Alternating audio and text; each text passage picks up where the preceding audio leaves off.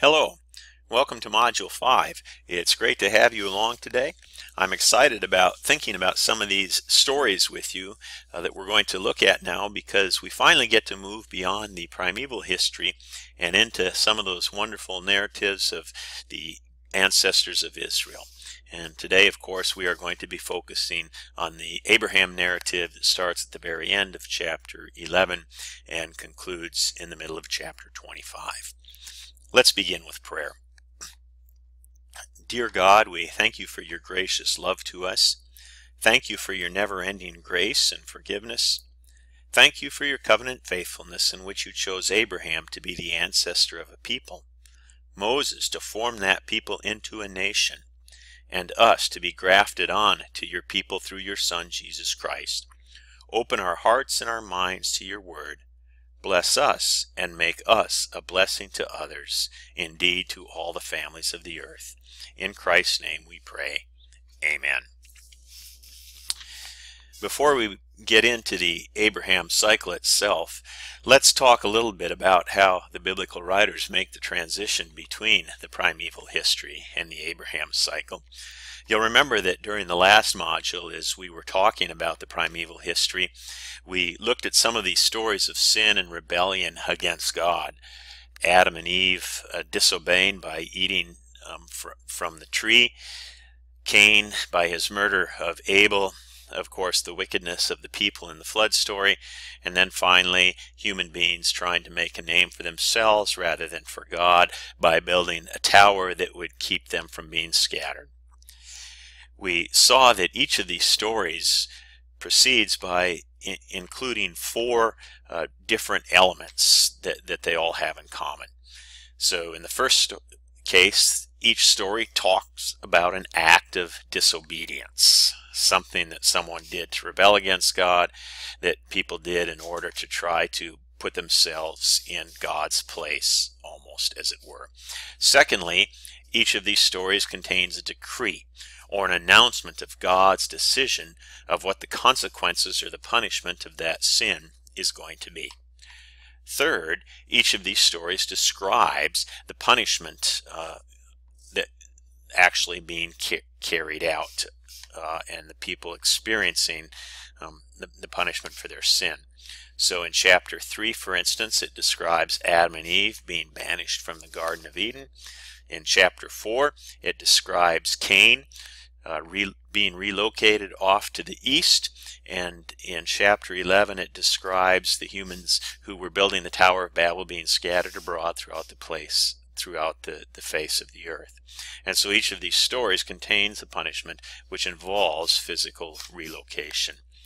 Finally, we said that the first two stories, at any rate, contain what we call the amelioration, or God's softening of the consequences of their sin against the people who had committed it.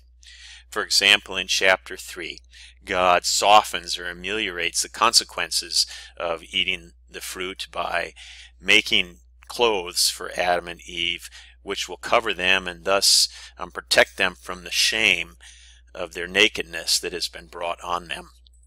In the same way, God makes a mark and puts it on Cain to protect him from anybody else coming and taking a vengeance on him as a murderer. However, we also said that the last story, the story of the Tower of Babel, doesn't really describe an amelioration of punishment. It has the act of disobedience, to be sure, God's decree, and description of the punishment as the people are scattered throughout the earth. But that really is all that the story contains. I suggested, however, in the last module, that perhaps the amelioration that is supposed to follow upon the sin of the people in building the Tower of Babel is going to be seen in chapter 12 and indeed throughout the rest of Genesis. In other words, perhaps the amelioration of the effects of the building of the Tower of Babel, perhaps the softening of the punishment that the people experience when they are sent abroad throughout the earth, is to be found in chapter 12, where God chooses an ancestor and a people for himself, and where God determines that that ancestor is going to bless all of the nations of the earth. So let's take a look at what the story has to say and how the story begins. If you look at chapter 11 verses 10 to 26 again, this is going to contain the transition from the Babel story to the Abraham story in the form of a genealogy, and so it's going to trace the generations down to the time of Adam. And then finally in chapter 11 verse 27, it's going to introduce Abram's family. In chapter 11 verse 27, we have the sixth of those 10 so-called Toledot formulae that Dr. Arnold mentions in his commentary, thus indicating that in the editor's minds, kind of the second of the two major parts of Genesis is going to start here. It begins by giving us the names of Abraham's ancestors. These are the descendants of Terah. Terah was the father of Abram, Nahor, and Haran. Haran was the father of Lot. He died before his father Terah in the land of his birth in Ur of the Chaldeans. Abram and Nahor took wives. The name of Abram's wife was Sarai, and the name of Nahor's wife was Milcah. She was the daughter of Haran, the father of Milcah and Iscah. Now Sarai was barren. She had no child. Now, just to get our bearings here geographically, let's take a look at what these verses are describing. Ur down here is shown as being the starting place of Abram's family. So they are originally from Mesopotamia. This Ur was a major power in the 3rd millennium before Christ. However, in 1950 BC, Ur was defeated by a group of people called the Elamites, and this was all connected with the arrival of a group of people called Amorites, who had begun infiltrating essentially this whole area. And so during the entire first half of the 2nd millennium, Amorite influence increases during what we call the Fertile Crescent. Moreover, a lot of historians have suggested that the movements of some of these patriarchs like Abraham, Isaac, and Jacob kind of follow or are consistent with what we know about the movement of the Amorites in the ancient world at that time. And the trips back and forth to Haran, like Jacob, for instance, moving back and forth between Canaan and Haran and so forth, would have fit some of those patterns as well. Overall, there has been a lot of controversy or a lot of discussion about the historical records that may be included in these patriarchal narratives and about their degree of historical reliability. The well-known biblical scholar John Bright, for instance, found indications in the stories of the patriarchs that they reflected a fairly early time, that they probably reflected fairly accurately on the time that they tell about. Bright suggests that the names Abram, Isaac, and Jacob are much more common in the ancient world during the 2nd millennium, or during the early 2nd millennium, than they are later, and so that's a pretty good indication that for him that they preserve accurate memories. In addition, Bright suggests that the customs about marriage and about maidservants and some of the other practices that we see described in these stories are represented in other 2nd millennium cultures according to the literature. Finally, Bright suggests that the patriarchs in these stories do things that are prohibited in later times. For example, marrying 2 sisters at the same time.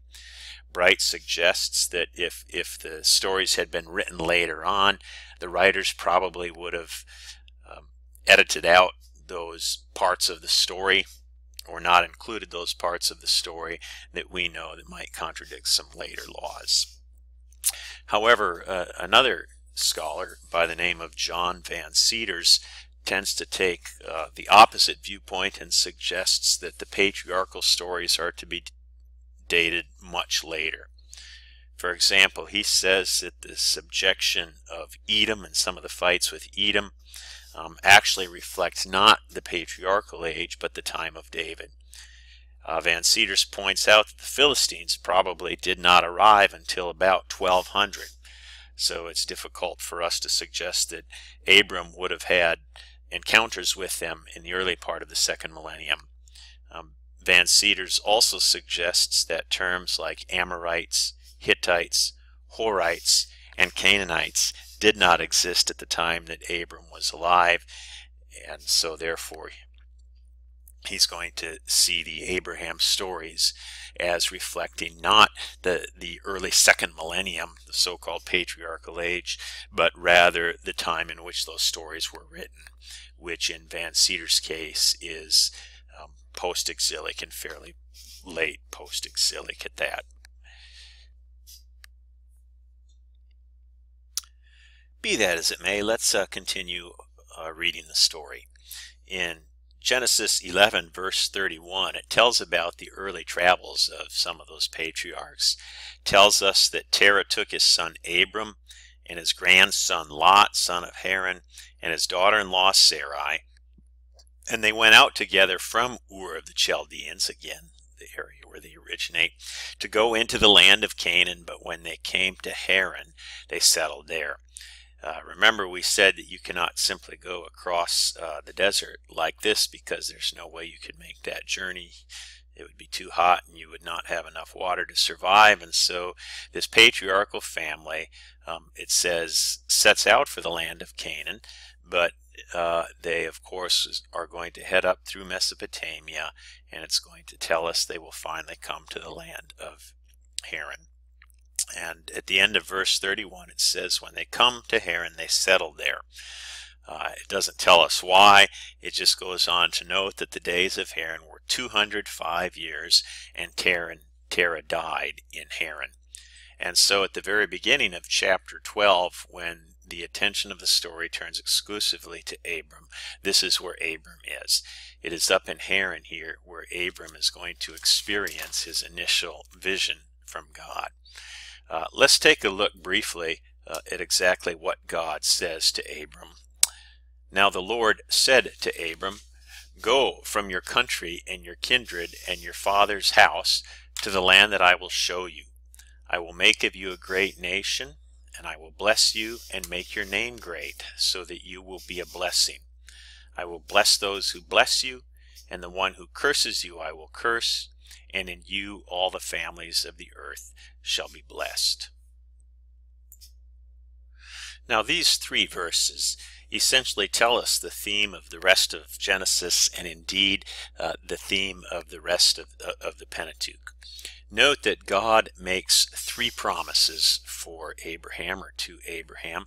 Number one, he implicitly promises Abram land, and he's going to make that promise explicit as time goes along.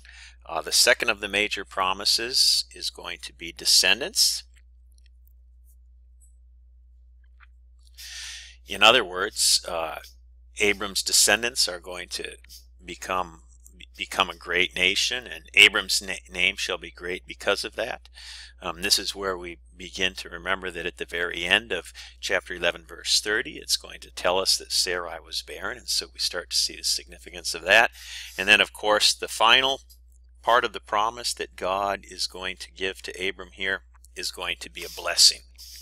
And it's important to remember that God promises not only to bless Abram, but that Abram will be a blessing to others. As verse 3 puts it, I will bless those who bless you, and the one who curses you I will curse, and in you all the families of the earth shall be blessed. This is why I suggest that this story might be the amelioration of punishment that was not included in chapter 11. After the people have been scattered from the Tower of Babel and gotten exactly what they did not want, God, in some sense, ameliorates their punishment here by making Abram a blessing to them as well. As I mentioned, these three verses then are going to set the stage for the rest of the book of Genesis and going to contain the thesis statement of Genesis. What we're going to find is that as we continue throughout Genesis, there are going to be constant obstacles and difficulties to the fulfillment of this promise. And it's going to consistently be raising suspense in the minds of the readers and making us wonder, how is it going to be possible for us to see these promises come true? How is it going to be possible for Abram to have all these descendants so that all these descendants can possess this land that God has promised to give him? And so the rest of the book of Genesis is going to be devoted to describing exactly how that happens, to describing the fulfillment of God's promise to Abram throughout the first 4 generations of his family. Here's a brief outline, a representation of the outline or summary of all of the events that happen in the Abram cycle following from Genesis 12. And you would have read these already at the beginning of the course when you did your outline, and probably included these chapters in your outline. So what I'd like you to do now, I'd like to invite you to pause the video for a few minutes and to look over this outline again and perhaps skim the Abraham cycle as you are doing so, and jot down all of the instances you see where there are barriers to the fulfillment of God's promise, or where it seems that God's promise is in jeopardy, where it seems that God's promise of land descendants and blessing to Abram might not be fulfilled.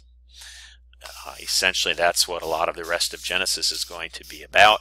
It's going to happen several times in the Abram story, so please take a few minutes, pause the video, jot down what comes to your mind, and then restart the video and we will continue. Okay, in Genesis chapter 12 verse 4, it's going to contain the beginning of the story of Abram's travels. He, as we have said, is in Haran when he is called, because that's as far as he and his father had gotten on their journey from Ur. And what I've always thought was interesting about Abram is that it immediately describes that he goes. We're going to see that Abram's faith in God is not always going to seem as strong as we might think of a biblical hero, but at this point God tells him to go from Haran, and immediately he gets up and leaves. I remember by this time Abram is 75 years old. He's been drawing Social Security for about 10 years. He's enjoying most of his afternoon out at the Greater Mesopotamian Golf and Country Club, but instead of staying and enjoying that life, he sets out to go to a land where he's never been, in a land where he very well may not know the language, and it's going to tell us that he is going to, he didn't go out into the ocean, but anyway, he's going to go down here and end up in the land of Canaan. He builds several altars, and by the end of the story in verse 9, he is heading down here towards the Negev. What's interesting is that in verse 10, it tells us that there was a famine in the land, so Abram went down there to dwell as an alien. So immediately after coming to this land, which God is promising to give him, no sooner does he get there and build a couple altars than Abram has to leave that land out the back door and go right down to Egypt. Has to leave Canaan because of a famine and go to Egypt, and of course that should sound familiar to you. And so he goes down to Egypt, and that's where we're going to get the first of these wife-sister tricks. We'll have 3 of them in the book as a whole. This is, of course, the first instance in Genesis where it seems that the promise of God is under threat. No sooner has God given Abram this promise of land, descendants, and blessing than Abram goes straight to the land, and instead of staying there and settling there for the long term, he goes straight out the back door to Egypt. And already the suspense is going to be raised in the minds of the readers. We're wondering, wait a minute, How is it that this promise of God to Abram can be fulfilled when Abram is only allowed to stay in that land for a short time, and now he's on his way out to save his own life and to find food which saves him from this famine? Towards the end of chapter 12, the end of this story of Abram in Egypt, the promise is going to seem to be put into jeopardy again. Only this time it's going to be Abram's own stupid actions. As they are going down to Egypt, Abram is scared that at the age of 65, Sarai is going to be so beautiful that the Pharaoh is not going to be able to resist her and is going to kill him so that he can have Sarai as part of his harem. And so, of course, they cook up this lie where they will say that Sarai is his sister, so that the Pharaoh won't kill Abram in order to get Sarai. Think about the lack of trust in God that this portrays, and think also of the selfishness it shows in Abram. Abram, all he seems to care about is his own skin. But he doesn't seem to care about the possibility of having his wife taken away from him. He's willing to risk that in order just to save his own life. And sure enough, when Abram and Sarai do get to Egypt, the Pharaoh does want to take Abram into his harem, and it is only because of God intervening at the last minute with great plagues on a Pharaoh. Does that sound familiar? That Abram and Pharaoh are allowed to leave Egypt, and at this point they go back up to Canaan, only this time much wealthier because of all the gifts that Pharaoh had given to Abram when he thought that he was buying Abram's sister Sarai as his wife. Some of the other threats to the promise you may have jotted down would be, of course, in chapters 15 and 17, where the issue of Sarah's barrenness comes to the fore. Throughout these stories, Sarai, or Sarah shall be known later, is unable to have children. And that probably is something that the narrator uses again and again to build the suspense and to make us wonder how God's promise is going to be able to come true. In chapter 20, Abraham is almost going to give away Sarah again. Finally, in chapter 21, Isaac is going to be born, but then look at what happens in chapter 22. It seems finally the promise is about to be fulfilled. Abraham is about to have the first child, which will at least open up the possibility of the rest of this promise being fulfilled. And what does God do? God tells Abraham to take Isaac to the top of the mountain and sacrifice him there. So as we go throughout this story, we constantly see these barriers and these obstacles to this threefold promise arising, and we wonder how it's going to be fulfilled. Now, even if it's going to be very slowly and gradually that the promise is fulfilled, God is constantly going to be repeating the promise to Abraham, even when it seems that the promise is not about to come true or can't come true. For example, in chapter 15, God is going to repeat this promise to Abram. He's going to repeat the promise to Abraham again in chapter 17 when Sarah and Abraham won't believe they're going to have a child. He will repeat it again in chapter 22, verses 15 through 19, after he stops Abraham from offering Isaac as a sacrifice. So even at the times when it seems that the promise is not going to be able to be fulfilled, God is going to continually repeat that promise through Genesis. The other interesting thing about the Genesis story is that Abraham's faith does not stay at the same level throughout. As we said at the beginning of chapter 12, Abraham simply sets out and goes right away when God calls him, and we think there that this is going to be an easy story, that Abraham is just going to do what God says, and that within a chapter the covenant will be well on the way to being fulfilled. However, when there is the first hitch, the issue with the drought and being forced to go down to Egypt, as we said, Abraham sort of lacks faith in God and tries to take his own safety and security into his own hands by making up this wife-sister episode, even if he risks losing Sarai because of that. Chapter 16, which is placed right between the two versions of the covenant story, describes Abraham and Sarah trying to get the covenant to come true through Ishmael. In other words, once again, it seems their faith is lacking, as this time they take into their own hands the forcing of this covenant to come true. At the end of chapter 17, Abraham is even going to laugh at God, and in chapter 18, when the three visitors come along who turn out to represent God, Sarah is going to laugh as well. So it's fascinating to see how Genesis 12 rather, and that promise at the very beginning of Genesis 12 is going to sort of set up the plot for the rest of the story. The obstacles to the fulfillment of this promise, the ways in which God works around those obstacles, and the ways in which Abraham's faith is going to vary and go up and down as things go along. Let's continue on and talk about a few of the other things that happen briefly in the Abraham story. The second major part of the story, of course, is going to be the part about Lot. So finally, after the wife-sister episode is over, the biblical writer turns his story to the relationship between Abraham and his nephew.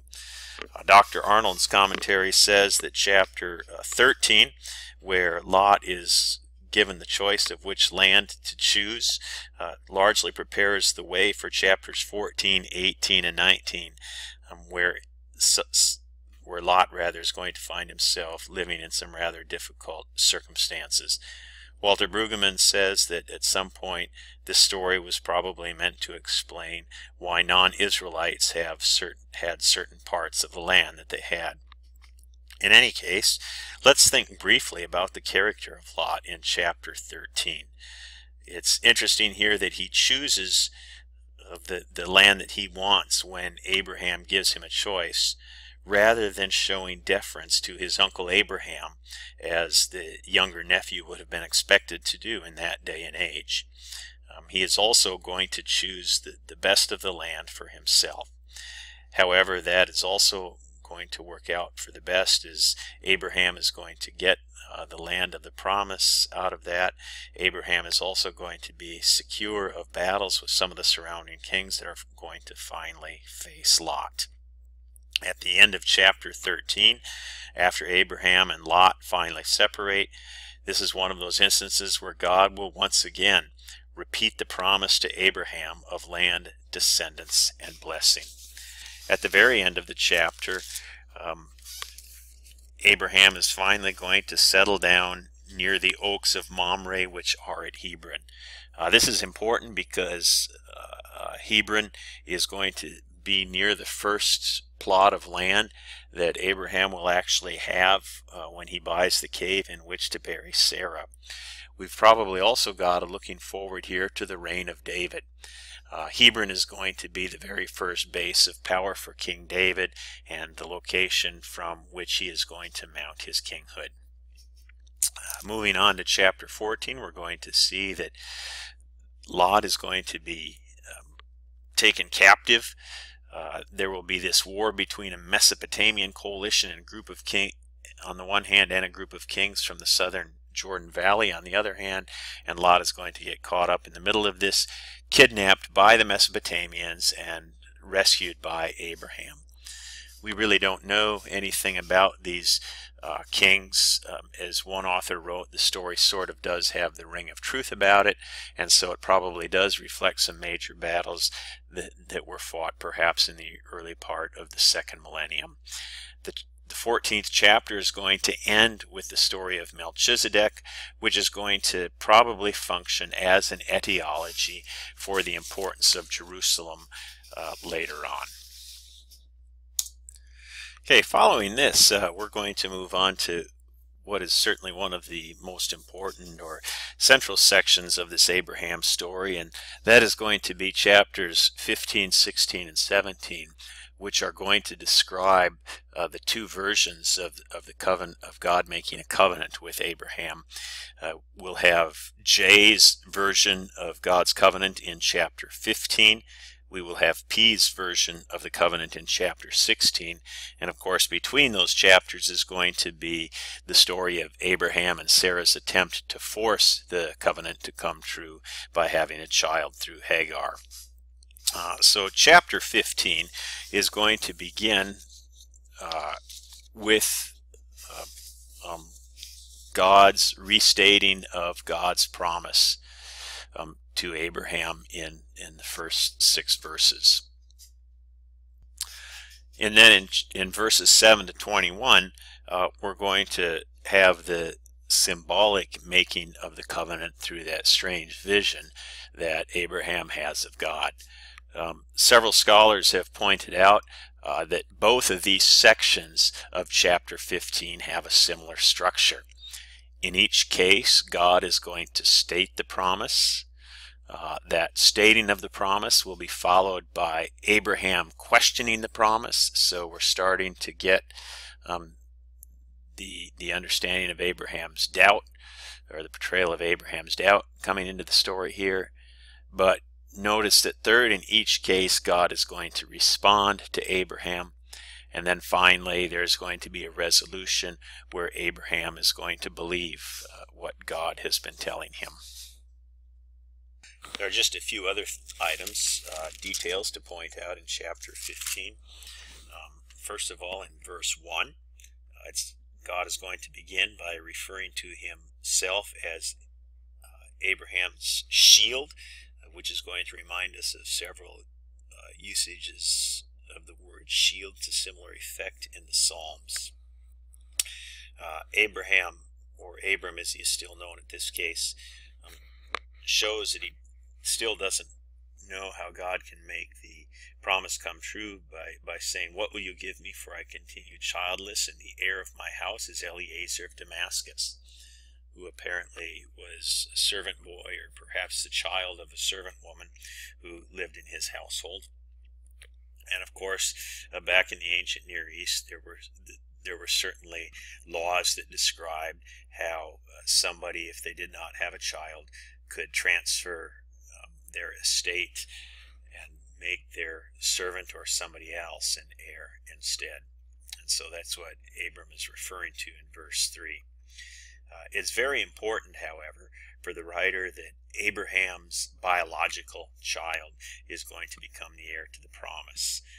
In verse 4, God says, "This man shall not be your heir, no one but your very own issue shall be your heir." And that's where he shows Abraham the stars and says his descendants will be that numerous. And Abraham's belief is in verse 6, where it says he believed the Lord, and the Lord reckoned it to him as righteousness, a verse that becomes very important in the New Testament as well. The second conversation then of this chapter is going to begin in verse 7, where once again Abraham is going to ask God questions. This time God is going to tell Abraham to put some birds and some cut up pieces of animal on the ground.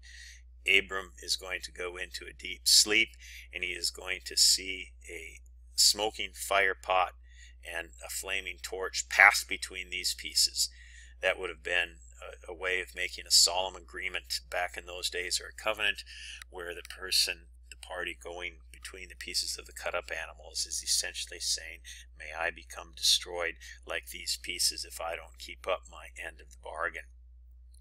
Remember that right before the vision, in verses 14 and 15, we seem to have reference to the coming exodus from Egypt as well. In spite of the giving of this covenant in chapter 15, however, apparently Abram and Sarai still do not have full faith in God's ability to fulfill it, because immediately following in chapter 16, Sarai is going to come up with this idea that Abram should have a child through their slave girl Hagar, and that child would become the heir to the covenant. So that's exactly what they decide to do. However, when Hagar conceives a child, it tells us in verse 4, she looked with contempt on her mistress, probably indicating that she looks down her nose at Sarah. Sarah overreacts and essentially tells Abram to send Hagar away, which he does. Now Hagar is out in the wilderness, and there an angel comes and speaks to her. And it's interesting to notice the promise that the angel gives to Hagar. In verse 9, the angel of the Lord said to her, "Return to your mistress and submit to her." And then the angel also said to her, "I will so greatly multiply your offspring that they cannot be counted for multitude." So note that there is a promise for Ishmael as well. It's clear that this Ishmael is not going to be the heir to the promise or the fulfillment of the covenant that God has been giving to Abram and Sarai, but nevertheless there is still a promise for Ishmael and for Ishmael's family as well. Then the next chapter is going to be the P version of the covenant, and along with this version of the covenant is going to come the sign of the covenant, which of course is going to be circumcision. Dr. Arnold said that chapter 17 was probably written by a priestly redactor in the holiness school, so this is one of the later priestly redactors to supplement the rest of the Abraham narrative and to add to the story of the covenant in chapter 15. Let's take a look at what some of those elements of that covenant are. First of all, we're going to have a declaration by God of who he is. When he says, "I am El Shaddai, I am God Almighty." Then secondly, God is going to outline for Abram God's own covenant obligations, that he will make Abram the ancestor of a multitude of nations. And of course, Abram's name is going to be changed from Abram, which means exalted father, to Abraham, which means father of a multitude. And that is going to, of course, be to emphasize what it is that this covenant is going to accomplish. So again, it's going to go on to talk some more, to describe some more the nature of the offspring that Abraham will have for a perpetual holding. God says at the end of verse 8, "And I will be their God." However, if there is an obligation that God has in this covenant, God lays upon Abraham an obligation as well. And that obligation, of course, is going to be talked about in the form of circumcision. "Every male among you shall be circumcised." And this circumcision is so important because, of course, circumcision is a sign of being faithful to God as a whole. And then finally, there is going to be a blessing that is going to be given to Sarah as well. And notice how they are going to react to that. Of course, Abraham is going to laugh. So once again, we're at the end of this solemn giving of covenant by God, and all Abraham can do is laugh. And then finally, the story is going to finish with an account of the blessing of Ishmael. I'd like to turn your attention briefly to page 101 of Arnold's commentary, in which he's going to talk a little bit about the nature of covenants. Arnold is going to be pretty clear about the fact here that all covenants are binary. And so he's not going to agree with those people that say that this covenant is completely one-sided. There is always something that both parties need to do. Or as he puts it, there are two elements to a covenant, to this covenant, to all the covenants that God makes. And those elements are going to be promise and obligation. God is going to promise something, but there's going to be then an obligation by the person who receives the promise. Arnold will point out that in some covenants, one of these elements is going to be emphasized a lot more strongly than others. For example, in this covenant with Abraham, it is the promise that is going to be emphasized most strongly. However, the requirement of circumcision and the faithfulness that is represented by circumcision show that Abraham is expected to hold up his obligation to be faithful as well. Following this making of a covenant between God and Abraham, we have the next section, which is going to turn our attention once again towards Lot and towards his life in Sodom and Gomorrah and some of the issues that result from that. In the first part of chapter 18, we're going to have the appearance of three men who come along, and they're going to repeat this promise of offspring to Abraham and Sarah. This has always kind of been a curious story to me. In some ways, it's going to become evident that these three men somehow represent God. The story itself is going to sometimes call them God and sometimes not. For example, at the very beginning of chapter 18, it will tell us the Lord appeared to Abraham by the oaks of Mamre as he sat at the entrance of his tent in the heat of the day. He looked up and saw three men standing there. So within two verses, it refers to the three men as the Lord, and then of course as three men. These three men, of course, are going to be shown the hospitality that would have been expected of travelers, and then they are going to deliver the news that they have to bring by telling Abraham that he and his wife in due season will have a son. This time it's Sarah who laughs, just as Abraham had laughed back at the end of chapter 17. The men say, or God says to Abraham, again in verse 13, why did Sarah laugh and say, shall I indeed bear a child now that I'm old? Is anything too wonderful for the Lord? Sarah denies her laughter in verse 15, but of course God says, oh yes, you did laugh.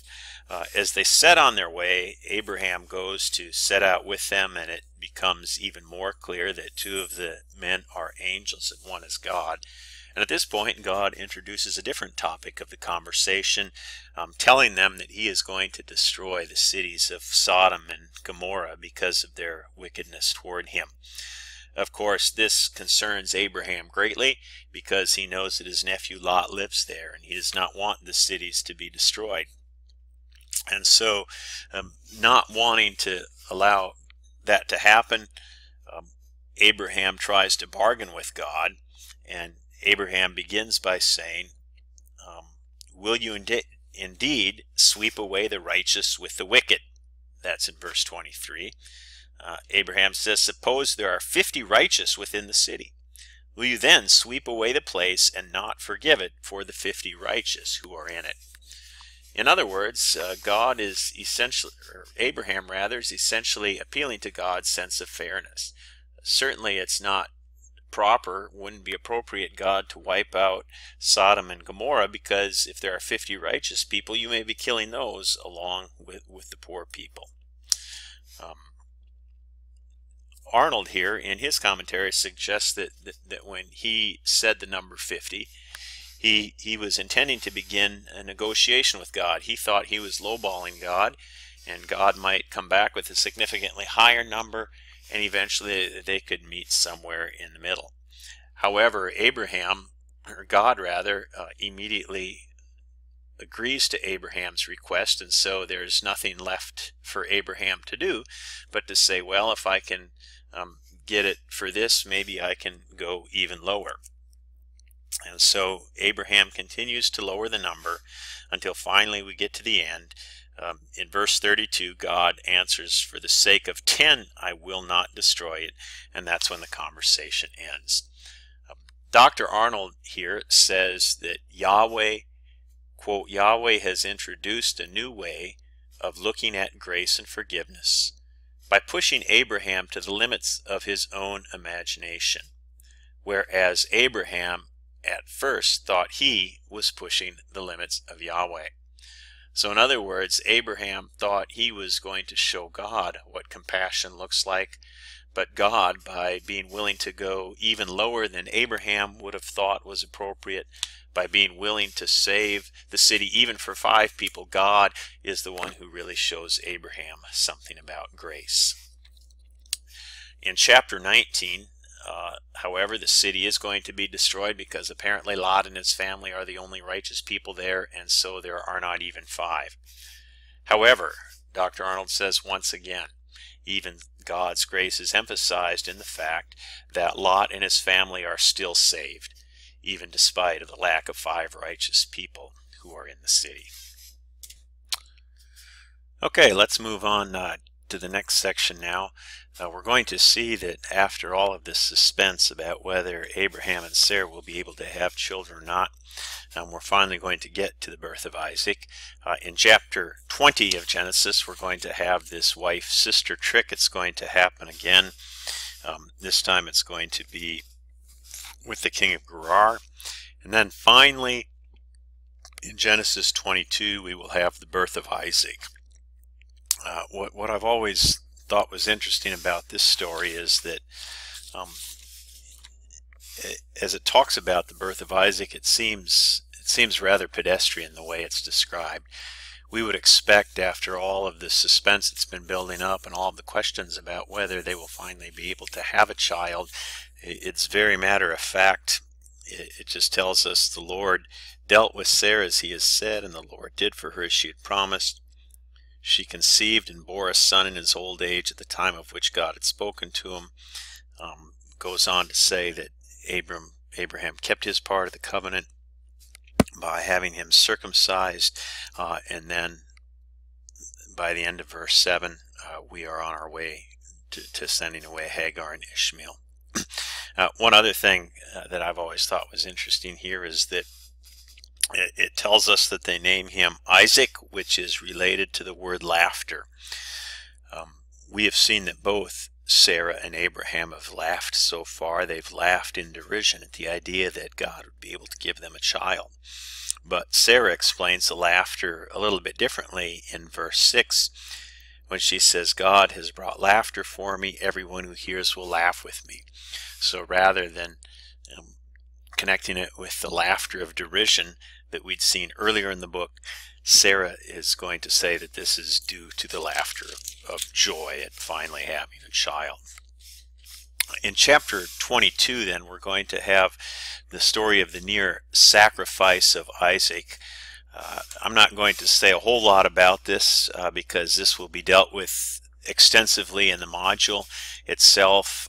You're going to be talking about some issues in the discussion board, and also you will be talking about this passage in the exegetical paper, and hopefully noticing some of the commonalities between this chapter and Genesis 12. Let's just say for now that the promise has finally been fulfilled after all this time, and Abraham and Sarah have had a child, and then all of a sudden Abraham is told to sacrifice that child on Mount Moriah.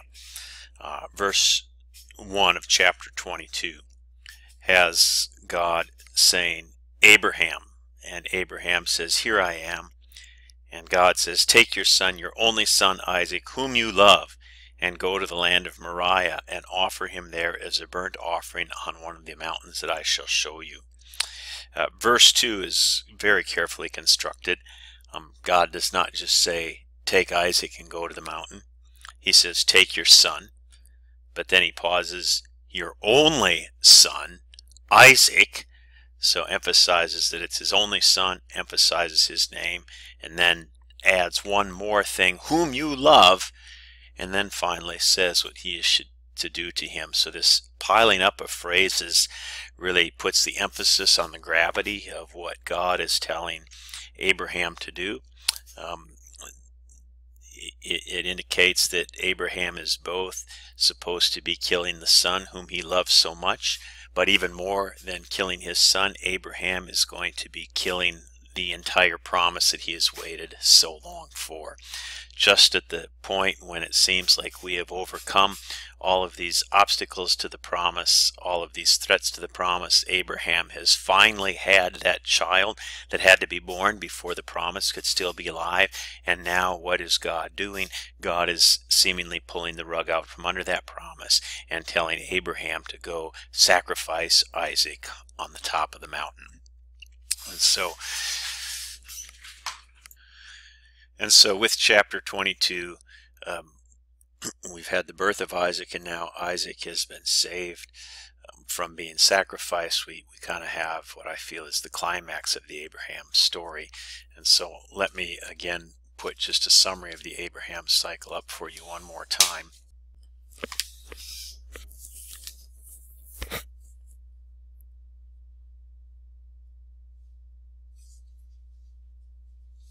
So let's take a few minutes now and look at the end of the Abraham cycle.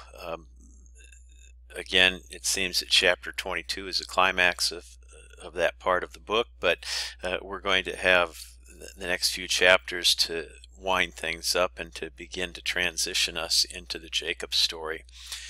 First of all, in chapter 23, we're going to have the story of Sarah's death and burial. It's interesting that that part of the story should come right after the almost sacrifice of Isaac in chapter 22. Some of the ancient Jewish interpreters said that this is because what Abraham almost did to Isaac was so hard on Sarah that it caused her death, of course. There's nothing in the Bible to make that explicit, but again, it is interesting as an example, once again, of how Jewish interpreters struggled to answer a lot of these detailed kinds of questions that would arise from the story.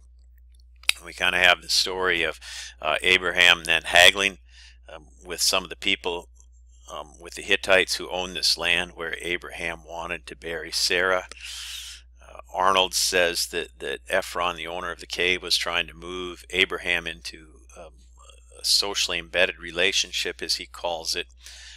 Brueggemann suggests that this sort of back and forth negotiation may have basically gotten Abraham to pay a very inflated price, which he was kind of forced to do to save face after the way the discussion had gone to that point. In any case, there are a couple of things important about the location of the cave where Sarah is buried, and about the fact that Abraham gets it. First, this is the initial piece of the promised land to which Abraham has legal title. So we've seen that the first part of the promise of offspring has come true now that Isaac has been born, and now Abraham has the first part of the next promise, the promise of land, in that he now, by paying for the land instead of accepting it as a gift, has full, unquestioned legal title to one piece of the promised land. Secondly, the location near Hebron is very important because, as we said earlier, this will eventually form King David's power base, and so we've kind of got a connection here between the Davidic Empire and Abraham, kind of demonstrating that God has been working to lead things from Abraham all the way to David. Chapter 24, we're going to move the story away from Abraham a little bit. Abraham is going to send his servant back to Haran to find a wife for Isaac. He does not want Isaac to marry one of the people in Canaan, nor does he want Isaac under any circumstances to leave the land to find a wife. And so he tells his servant to go get a wife and to bring her back. Abraham here is protecting the promise. What's interesting is that this servant who is going to find the wife seems to show fairly strong faith in a number of ways. For example, he shows real trust in God in verses 15 through 27, especially as Brueggemann points out. He begins with a prayer and ends with a blessing. What I've always seen to be probably the most important theme of chapter 24 is the theme of providence. The idea that God is working behind the scenes, so to speak, to bring about God's own purposes. In fact, I'd like you to take just a few minutes to pause the video here and write down all of the examples of providence that you notice in this chapter, chapter 27.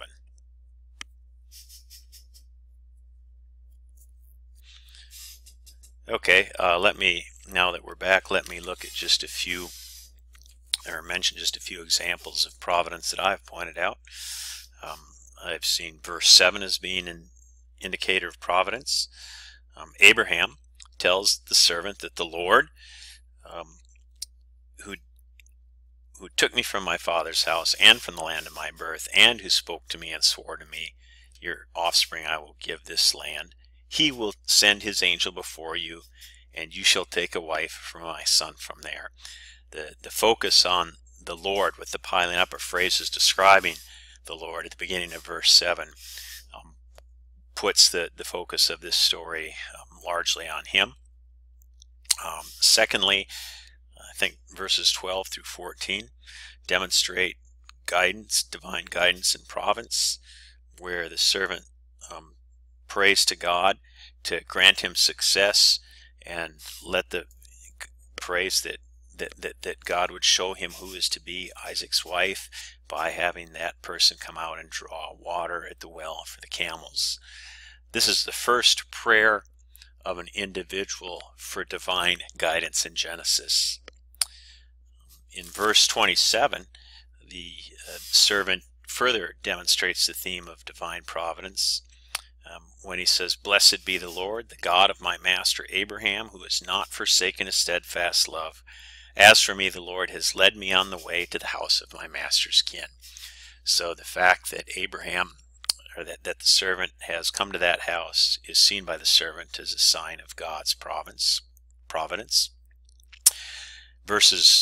In verses 34 and 35, as the servant is further introducing himself to the members of that household, he says, "I am Abraham's servant. The Lord has greatly blessed my master, and he has become wealthy. He has given him flocks and herds, silver and gold, male and female slaves, camels and donkey." So here's an instance where even material blessing is seen as evidence of God's blessing. Material wealth is seen as evidence of God's blessing, and the servant recognizes that. By the time we get down to verse 50, Laban and Bethuel tell the servant, "This thing comes from the Lord. We cannot speak to you anything bad or good." So even they recognize that Rebekah is the one who is meant by God to marry Isaac. Finally, the Abraham cycle is going to conclude in chapter 25, where we're going to have the death of Abraham at the age of 175. Abraham is going to be buried the same place where Sarah was married. Interestingly enough, both Isaac and Ishmael are going to participate in the burial of their father. So Ishmael has not totally been written out of the story, but it kind of, I think, is intended to call our minds to that promise that God had given to Hagar, that Ishmael also had a promise, that Ishmael also would be the father of a great multitude of nations, even if he is not the main person through whom which the covenant is going to be fulfilled. And then finally, the Abraham cycle will come to an end with the listing of Ishmael's descendants in chapter 25, verses 12 through 18. Thank you for remaining with me through this extended journey of the Abraham cycle.